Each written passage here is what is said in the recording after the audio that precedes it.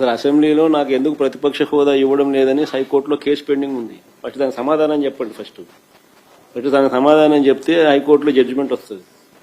వీళ్ళు సమాధానం ఇచ్చే పద్ధతిలో ఇస్తే జడ్జిమెంట్ వచ్చే పద్ధతిలో జడ్జిమెంట్లు వస్తే దాని పద్ధతి ప్రకారం జరుగుతుంది.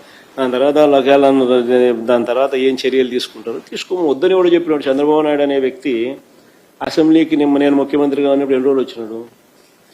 ఫస్ట్ దానికి సమాధానం వీళ్ళు ఎత్తుక్కోవాలి. ఏడు చేసి అసెంబ్లీలో ఏమి జరగకపోయినా కానీ జరిగినట్టుగా ఒక డ్రామా క్రియేట్ చేసేసి కళ్ళల్లో నీళ్లు పెట్టుకొని ఏడ్ చేసి జగన్ ఉంటే నేను అసెంబ్లీకి రానని చెప్పేసి అసెంబ్లీ విడిచిపెట్టిపోతుంది. తీరా చూస్తే అసెంబ్లీ రికార్డులు అన్నీ ఎతికినా మా వాళ్ళు ఏదైనా తప్పేమైనా మాట్లాడినారేమో అని చెప్పి కనుక్కుందామని చూస్తే ఎక్కడా ఒక్కడు కూడా తప్పు మాట్లాడాలి. అడే మాట్లాడని అసలు ఏమీ మాట్లాడాల, జరగని కూడా జరగలేదు. ఒక జరగని ఇన్సిడెంట్ జరిగినట్టుగా ఈయనంతకి ఈయన దాన్ని చెప్పుకొని దాన్ని మళ్ళీ ఏడ్ చేసి దాన్ని యాగి చేసి లాస్ట్కి ఏంటంటే సారాంశం ఏంటంటే అసెంబ్లీకి రావడం లేదని చెప్పడానికి. మనం 6 రోజుల నుంచి అసెంబ్లీకి రాలే కదా ఆయన. మరి ఎందుకు రాలే? మరి రాకపోయినట్టు ఏం చేసినారు?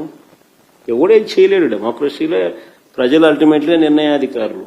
ఎట్టా ఈయన ఒప్పుకున్నా ఒప్పుకోకపోయినా ఇంకోటి జరిగినా 3 ఏళ్లలో ఎట్టా ఎన్నికలు వస్తాయి. ఏం చేసినా కానీ 3 ఏళ్లే కదా. 3 ఏళ్లలో ప్రజలే మళ్ళా నిర్ణయాధికారం తీసుకుని ప్రజలే నిర్ణయిస్తారు ఎవరు నెక్స్ట్ మళ్ళా ప్రభుత్వం ఎవరు ఫామ్ చేయాలి.